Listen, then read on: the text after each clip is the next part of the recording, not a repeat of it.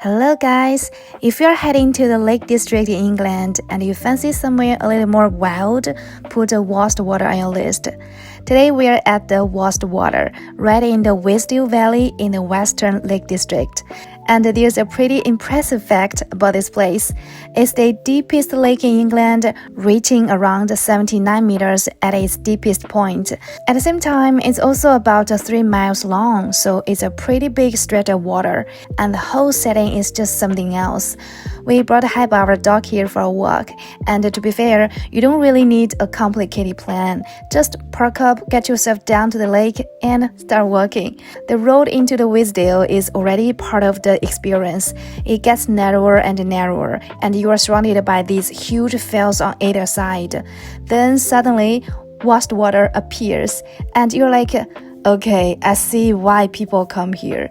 The first thing you notice is the mountains around you. Wastwater sits right beneath some of the biggest peaks in the Lake District, including Scafell Pike, the highest mountain in England. So you've got England's deepest lake down here and England's highest mountain just up there. That's quite a combination, I say.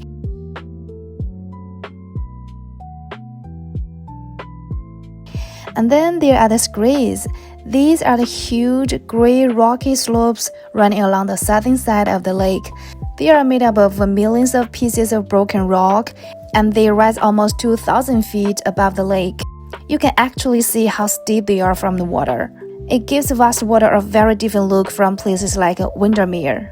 It feels much more rugged here. There are fewer buildings, fewer people around the shoreline, and a lot more open landscape. The National Trust describes the Wastwater as a place of towering mountains and the deepest lake in England.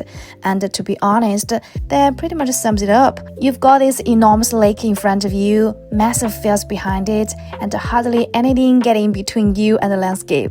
And summer really suits this place.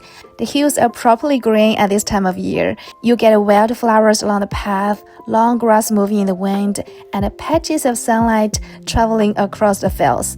The weather can change quickly though.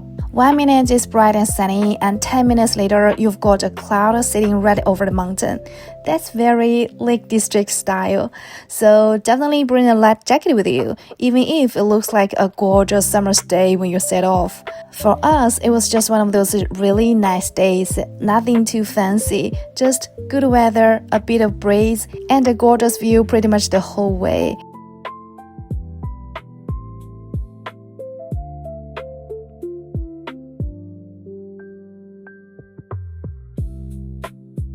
And Highball was having the time of his life. He'd run ahead, stop and sniff absolutely everything, then come back and check where we were. Classic dog behavior.